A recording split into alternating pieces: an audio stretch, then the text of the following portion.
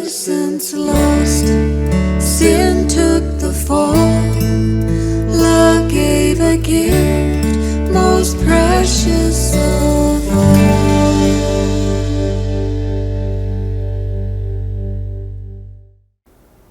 Hey everybody, this is Heather Thomas Van Deren, and I would like to welcome you to the testimony series called What Love Means.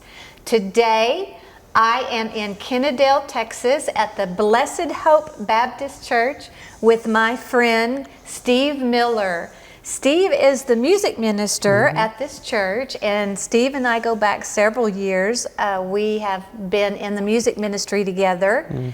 I invited Steve to share his salvation testimony and whatever else is on his heart. Thank you, Steve, for coming. You're welcome. God bless you. I'm so glad that we're here. I'm glad I'm here too. Amen. Yeah. It's you. How long have you been at this church?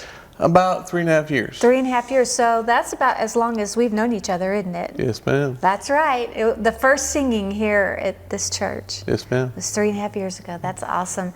Well, I know, Steve, that you're a child of God. I know that you are saved. You've asked Him into your life. But I would like for you to share with the audience your salvation testimony. Well, I sure will. I got saved back on the July the 24th, 1983 in Fort Worth, Texas at the Community Baptist Church. And but before then, I thought I was saved one time when I was 6 years old. And but before I got saved, we was at a revival meeting the week before, and God was really convicting me about my salvation. I kept telling myself, I know I'm saved, I know I'm saved, you know, and but God kept telling me, no, you're not. You're not saved, Steve. You're not saved.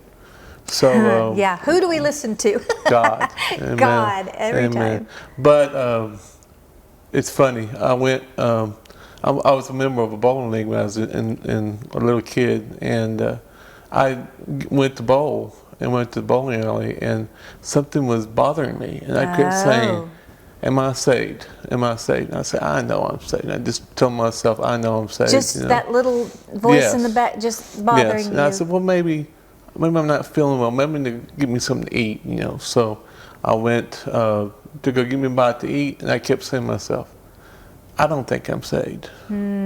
So that Sunday, next service, I went down the altar, and I said, Mom, I got to go down the altar quick. I'm not saved. So Mom took me down the altar, and she led me to Christ. Oh, God bless your mama. Yeah, I miss your mom. I know you do. I sure do, yeah. She's been a very, very strong Christian influence in your life. Yes, ma'am. So how old were you then? You thought you were saved at 6. So how old were you when you actually got saved? I think about 12, 13, something like that, yeah. Wow. Yeah. So God protected you during that time. He did. He did. Because He knew that you thought you were good.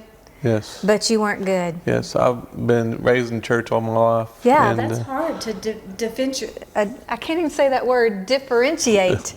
You know, when you grow up in the church, a lot of times a lot of people will just assume that they're good. Yes. And they're not. And, but I was brought up and, you know, sung with my family all my life. Yeah. And we were traveling singing family. We're called the Singing Miller family. Yes. We traveled and sang and sang mostly in Texas and some in Oklahoma. But it was funny though. I told my mom once, I said, Mom, did you know that actually when I was a kid, I really didn't like to sing at all. Really? Yes. Were you shy? Yes. Oh, okay. Yes. All right. I still am a little bit too. Yeah, just a little bit. But when I was a kid, I really didn't like to sing. But as years went on, I started loving it more, especially when I received Christ to my heart. Oh yeah. You know, you have a joyful song to sing. Yeah. And I told Mom one time, I said, Mom, I said, I'm going to try to sing as a soloist sometime. So I started doing that later on, singing as a soloist, and then we'd sing as a family. That's neat. Yeah, and you've been singing ever since. Singing ever since. I love it. I love singing for Him. Well, now, didn't you have a certain time in your life where you had a medical issue that kind of put a hitch in your giddy up, huh? Yes. When I was somewhere around 7 or 8 years old, I started, my hands would get real red, and Mom was I thought maybe it might be a rash or something. Mm-hmm. But then I started having major headaches, and they were like migraines. Mm. And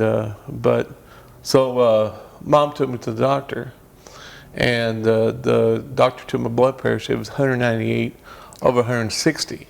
That's high. And I was 9 years old. Oh, yeah. That's... And so they did some tests and everything, and they thought I had a tumor in both of my adrenal glands. But they had ended up doing surgery, and when they did the surgery, they only found one. Well, and so praise God for that. Amen. They had to remove my one adrenal gland. So since I've been 9 years old and I'm 51 now, I've lived with one adrenal gland. And everybody has two? Yes. Okay. Yes. And in fact, the doctor told my mom that I really didn't have a good chance of living. The doctor only gave me 2% chance to live because it's rare to have something like that. But God just knew that He wasn't through with me yet. That's the key. God knew. Yeah. Not the doctors. God. But yeah. when Mom found out I only had she thought that I had a 90% chance of living, but it was actually a 2% chance of dying and not living at all. But as I said, God knew that. But I thank God today that He saved me from that. Yeah. Yeah.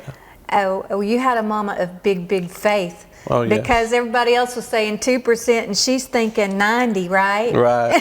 She's thinking there's a 90% chance that you'll survive. Yeah. See? Yeah. That's a mama's faith right there. Oh, yeah. That's great. Well, so you have been then in the music ministry really literally all your life. Yes, ma'am. And tell us a little bit about how God called you to this concert series that you're doing. Well, I went to a church in Mansfield, Oakdale Baptist Church in Mansfield, and I told my mom and dad, I said, Mom, Dad, something's want me to start a concert series.